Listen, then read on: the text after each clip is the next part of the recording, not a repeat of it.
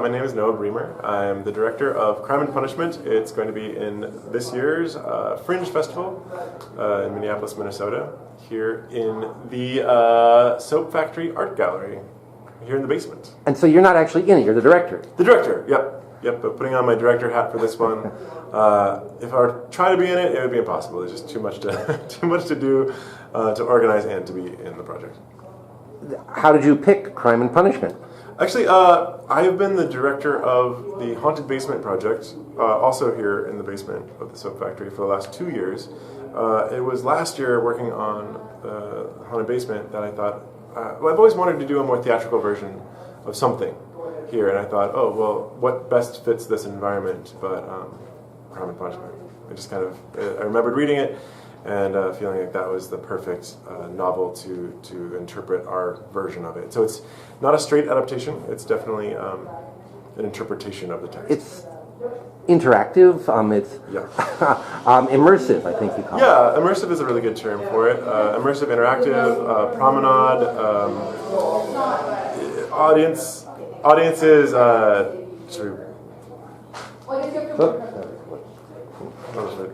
It is too immersive. There's a lot of people. Okay. So just like now, or even as we're building the show, it's immersive. So yeah, the show is immersive. It's interactive. It's site specific. It's promenade style. So the audience can follow the actors wherever they are, wherever they go. The audience can hang out in a room if they want. It's really like a choose your own adventure. And in our version, something we're really excited about doing is something that I like to call audience as protagonist. So really, it's their story. We are putting the main character Raskolnikov in the hands of the audience.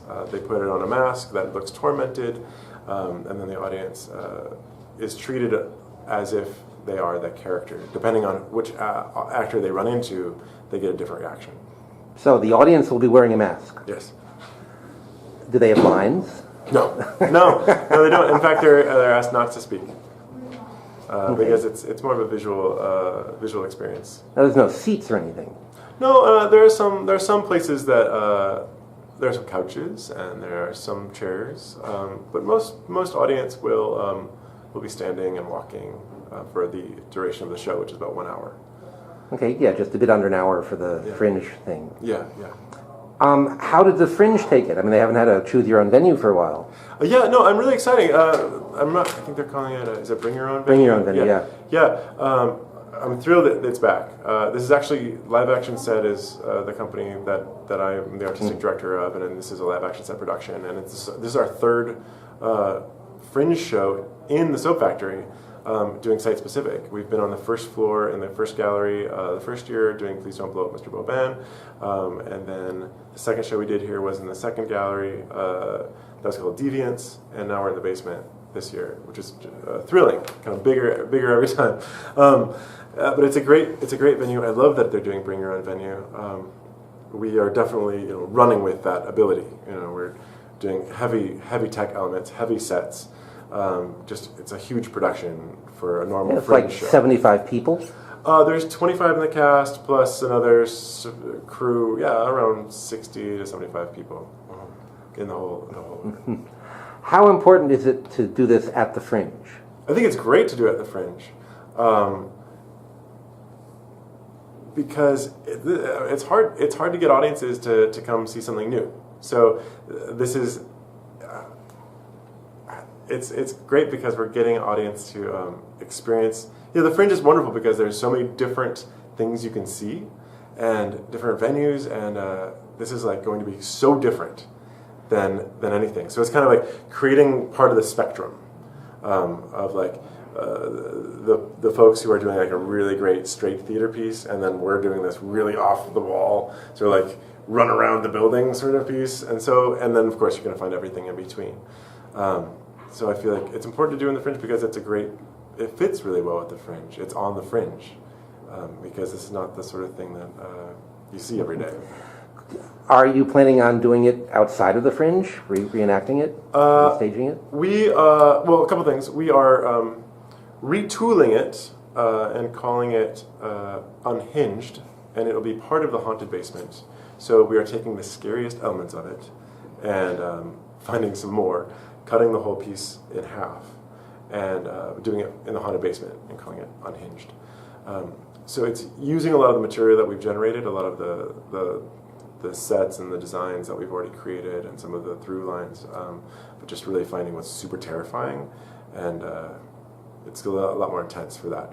So that, in one way, that's how it continues. And then as far as doing Crime and Punishment as a piece again, I mean, I'm definitely thinking about how that could happen, and how the piece could continue after the Fringe, and it's possible. We're talking about how to do a remount. We definitely want to. Shakespeare is a pretty common Fringe thing to do. Tolstoy less so. How do you get the inner monologue? I mean, how do you express that? I mean, it's and we're doing Dostoevsky. Dostoevsky, I'm sorry. Yeah. That shows how scary it was. But yeah, how do you get the internal monologues of something like Crime and Punishment to an audience?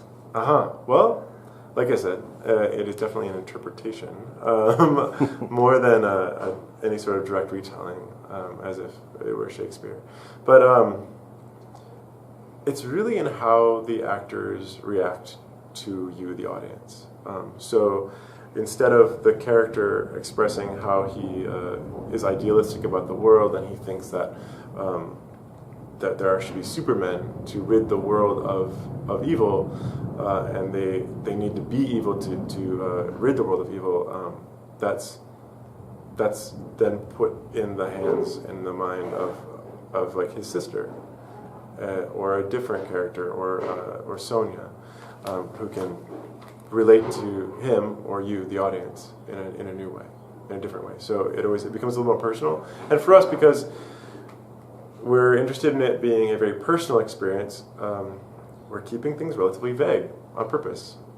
So we're taking the thematic idea of communicating some of these ideas and making it a little more personal. So I might ask you or say something like, I'm so glad you're here, instead of saying, I'm so glad you're here, my brother. Because it's, well, you're not my brother, I don't know you. So it's, I feel welcome, but I know, and I'm part of this, but I'm not playing a character. And so it's a little more subversive.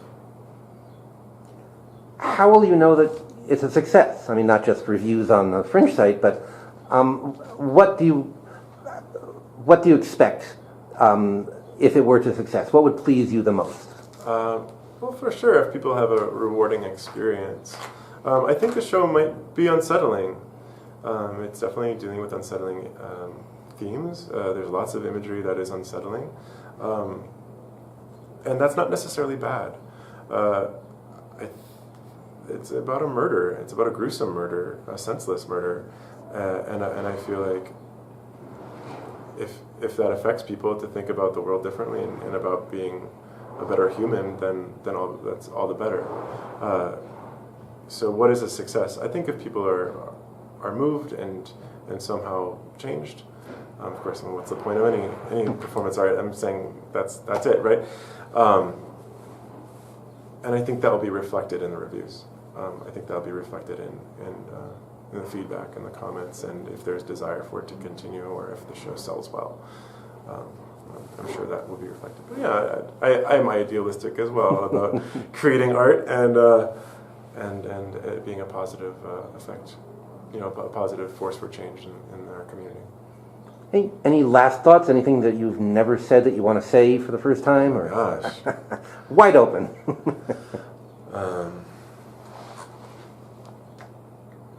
No, well, I think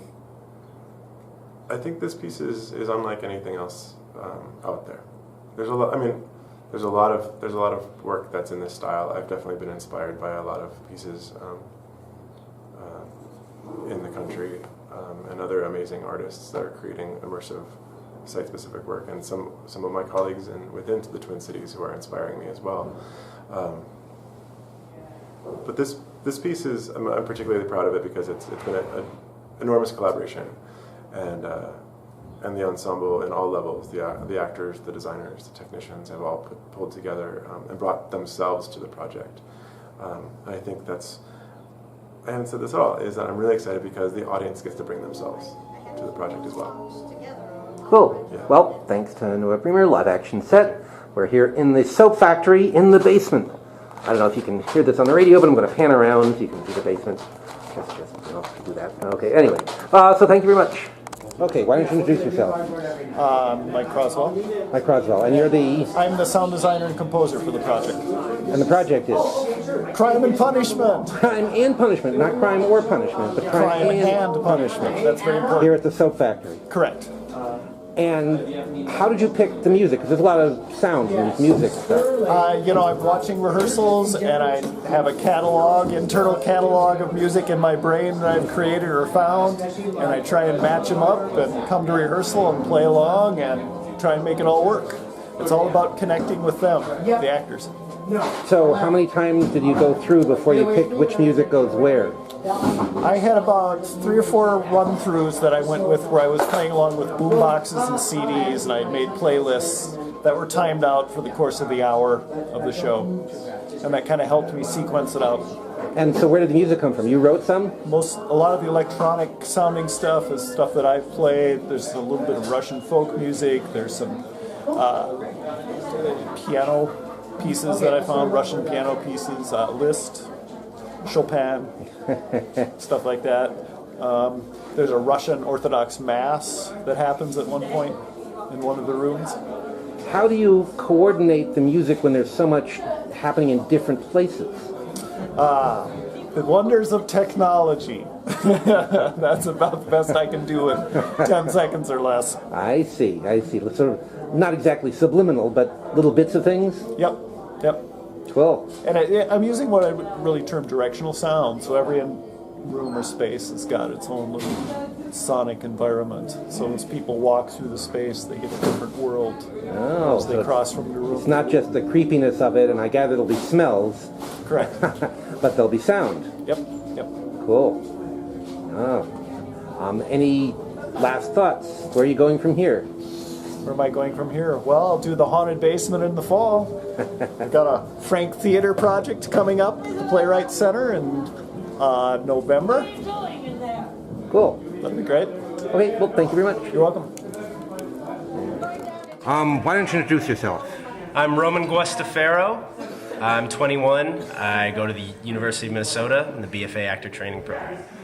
And how did you get involved in this? I heard about this online on MN Playlist, and I saw Crime and Punishment, and I love the novel. I read it in high school. It's one of my favorite books. Cool. So I kind of jumped at the chance to audition, and yeah, it was great. It's the thing to do if you're a young actor, is to be a part of the Fringe Festival. And I hear you have a quote that you are especially pleased with. Oh, no, I just asked you if you wanted to go. It's been an amazing experience to work with such progressive directors like Noah Bremer and Tyler Olson for live action set, and to be working on a project like this that is unlike anything that's ever been in Minneapolis, honestly. And so what part do you play? I play a student. I'm in the ensemble, so I do a couple things. I play a student, a cop, and sometimes even pose as an audience member. Oh, cool. All right, any last words?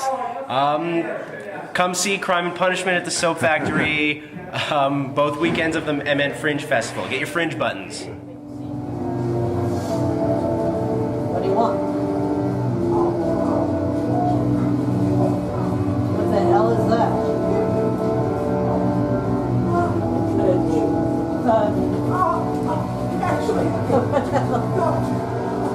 Something the matter? Huh? I like it hot. Look, I have a lot on my mind right now. I'm waiting for the police. Come back in an hour. Maybe I'll have